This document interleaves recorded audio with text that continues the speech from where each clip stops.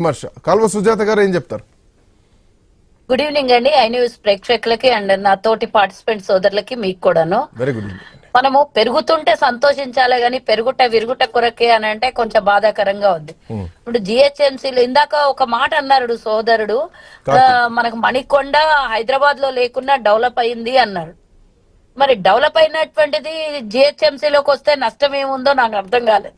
ఒకవేళ real estate ని పెంచడం కోసమే ఇది తీసుకొని వచ్చారు అని అంటే, ఒకవేళ రియల్ ఎస్టేట్ పెంచడానికి ఏమైనా రేవంత్ రెడ్డి గారి జేబులోకి పోతాయా? రియల్ ఎస్టేట్ పెంచితే ఇప్పటివరకే మీరే అంటున్నారు రియల్ ఎస్టేట్ పడిపోయింది, రియల్ ఎస్టేట్ లేదు అంటున్నారు. రియల్ ఎస్టేట్ పెరిగితేనేమో అదే రేవంత్ రెడ్డి గారు రియల్ ఎస్టేట్ పెంచడం కోసమే అంటారు. అంటే రెండు మాటల ధోరణి, రెండు ద్వంద్వ వైఖరి మాటలు నాకు అర్థం కాలేదు. కానీ ఎవరి కోసమైనా సరే అభివృద్ధి బాటలు వేయాలనేదే మా ముఖ్యమంత్రి గారిది ప్రజాపాలనలో ఉన్నటువంటి భాగస్వామ్యం. అందులో భాగంగా ఇప్పుడు 27 మున్సిపాలిటీల్ని జిహెచ్ఎంసీలో కలిపారు. మీరన్నట్టుగానే ఇందాక సోదరుడు శ్రవణ్ అన్నట్టుగా 30,000కు ఒక కార్పొరేటర్ ఉంటే హ్యాపీ అందరికి కూడా. మేము కూడా అదే అనుకుంటున్నాము. ఒక్క జిహెచ్ఎంసీ మేయర్ తోనే ఈ హైదరాబాద్ సిటీ జిహెచ్ఎంసీ కాదు. మీరు అనుకుంటున్నటువంటి అపోహలు తొలగిపోవాలి. నాకు తెలిసి 2 లేదా 3 డివిజన్లుగా విడిపోతాయి, 3 జోన్లుగా విడిపోతాయి అనేది నాకున్నటువంటి సమాచారము. సుజాత గారు ఒక చిన్న క్లారిటీ ఇవ్వండి, అంటే తెలుసుకుందామని మీ ద్వారా ఆడియన్స్ క్లారిటీ ఇద్దామని నేను అడుగుతున్నాను. ఎందుకంటే మీరు కాంగ్రెస్ పార్టీలో అఫీషియల్ గా స్పోక్స్ పర్సన్ ఉన్నారు కాబట్టి. ఇప్పుడు సికింద్రాబాద్ గ్రేటర్ మున్సిపాలిటీ అనేది ఒకటి, జిహెచ్ఎంసీ అనేది ఆల్రెడీ ఉన్నది ఒకటి, తర్వాత ఇంకొక 3 ఇలా 3 భాగాలుగా ఎన్నికలకు వెళ్తున్నారని తెలుస్తోంది. నిజమేనా? నేను చెప్తున్నాను కదా, నాకున్న కొంచెం సమాచారం నేను చెప్తున్నాను. అది ఏ జోన్లుగా చేస్తారు, సికింద్రాబాద్, హైదరాబాద్, ఇంకొకట అనేది నాకు తెలియదు. కానీ ఏ విధంగా కలుపుతారు, ఏ విధంగా అయితే కరెక్ట్ గా అవుతుంది అనేది ఇంకా కూర్చొని దీని మీద చాలా చర్చలు చేసేది ఉంటది. చాలా పెద్ద మంది మేధావులు కూర్చొని దీనికి ఒక కొలిక్కి తీసుకొచ్చే అవకాశం కూడా ఉంటది. కానీ అంత లోపలనే మనం ఏదో అయిపోయింది అని టెన్షన్ పడాల్సినటువంటి అవసరం లేదు. ఇంకొక మాట సోదరుడు మాట్లాడాడు, హైదరాబాద్ పరిసర ప్రాంతాలలో కాంగ్రెస్ ఏమీ గెలవలేదు, ఇప్పుడు మళ్ళీ ఇది జిహెచ్ఎంసీ కలిపితే గనక ఇంకా పూర్తిగా నష్టం అని అన్నాడో, లేకపోతే జోన్లుగా విభజిస్తే కాంగ్రెస్ కి లాభం అన్నాడో ఆ మాట నాకు అర్థం కాలేదు. కానీ నేను ఒక మాట చెప్పదలుచుకున్నా, కాంగ్రెస్ లాభం కోసం కాదు, హైదరాబాద్ అభివృద్ధి కోసం. ప్రపంచ దేశమే హైదరాబాద్ సైడ్ చూడాలి. కేవలం భారతదేశంలో ఉన్న రాష్ట్రాలతో పోటీ కాదు, మరి ప్రపంచ దేశాలతో పోటీ అని విజన్ 2040కి విజన్ తయారు చేస్తున్నటువంటి మన ప్రభుత్వము. ఆ విజన్ తోనే రాబోయే కాలంలో ఇందాక యాంకర్ గారు అన్నట్టు ఒక్కొక్క అపార్ట్మెంట్ లో నుంచి ఉదయం పొద్దున ఆఫీస్ అవర్స్ లో బయటికి వెళ్తే 1000 మంది బయటికి వెళ్తున్నారు ఒక్కసారి.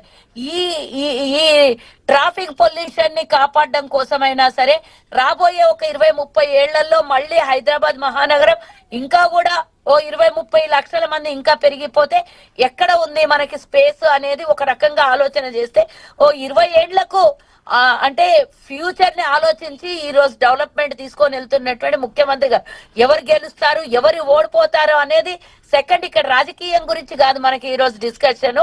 జిహెచ్ఎంసీ పరిసర ప్రాంతం పెరుగుతోంది, దాంట్లో కార్పొరేటర్లు పెరుగుతారు. నాకు తెలిసి 2 అనే సమాచారం అయితే ఉంది, 3వది కూడా ప్లానింగ్ లో ఉన్నది అనేది కొంత నాకు ఉన్నటువంటి అవగాహన. సో 3 అయితే మనకేం వచ్చే నష్టం లేదు కదండి. ఎక్కడికక్కడ డెవలప్మెంట్ అవుతుంది, ఎక్కడికక్కడ ఎస్టాబ్లిషన్ అవుతుంది. 3 జోన్లలో 3 రకాల 3 వ్యవస్థలు నడుస్తాయి కాబట్టి మనకు వచ్చే నష్టం ఏందో నాకు తెలియలేదు. రియల్ ఎస్టేట్ అంటారా, ఇక అది మీకే వదిలేసిన. ఎక్కడున్నా కూడా రియల్ ఎస్టేట్, మీరు అన్నట్టు మణికొండ మున్సిపాలిటీ ఉంటే అక్కడ రియల్ ఎస్టేట్ 100 కోట్లకు పోవట్లేదా? అది ఇన్కమే కదా.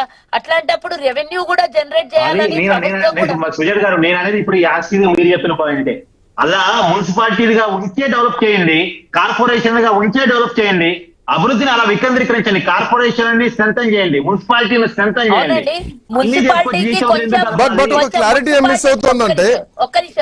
ఒక్క నిమిషం, మున్సిపాలిటీకి అప్గ్రేడ్ జిహెచ్ఎంసీ కదండి, దాన్ని అప్గ్రేడ్ మీరు అనుకుంటే ఎట్టా?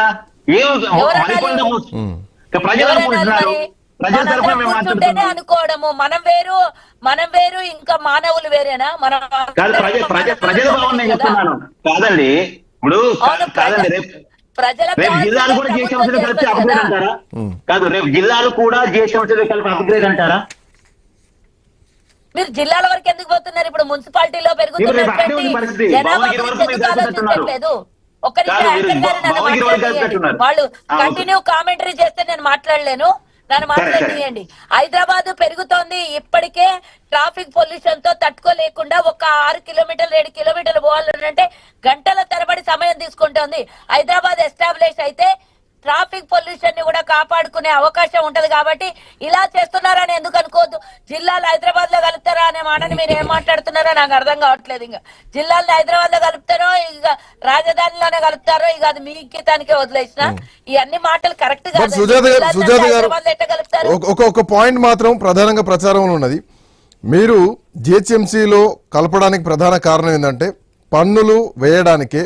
సో దీనిపైన ప్రభుత్వం అసలు ఒకరుగా ఒక క్లారిటీ ఇస్తున్నారు, కానీ ఒకరినొకరు భరోసా మిస్ అవుతోంది. కేవలం ట్యాక్సుల కోసం మాత్రమే జిహెచ్ఎంసీలో పెంచే ప్రయత్నం చేస్తున్నారన్నది ఒక మాట. ఏమండి, ఇంకోటి రియల్ ఎస్టేట్ వ్యాపారం చేయడానికి జిహెచ్ఎంసీ పరిధిలో కలుస్తున్నారు. భూముల వాల్యూలు పెరుగుతాయి, రేట్లు పెరుగుతాయి. క్రియేట్ చేసుకోవడం, మాట్లాడడం వేరే, రాష్ట్రాన్ని పట్టణాన్ని అభివృద్ధి చేసుకోవడం అనేది ఒక ప్రభుత్వము అధికారుల లక్ష్యం. అది మనం ప్రతిపక్షంలో ఉన్నాం కదా అని చెప్పేసి కేవలం పన్నుల కోసమే అనుకుంటే ఆ మాట తప్పు. అఫ్ కోర్స్ ప్రభుత్వానికి పన్నులు అవసరం, అది ఒక యాంగిల్ అవ్వచ్చు, కానీ అదే మొత్తం యాంగిల్ అవ్వదు. ఈ రోజు నేను చెప్పేది మీరు యాంకర్ గారు ఇందాక అన్నమాటనే నేను మళ్ళీ రిపీట్ చేస్తున్నా. హైదరాబాద్ లో ఉన్నటువంటి పబ్లిక్ పొల్యూషన్, ట్రాఫిక్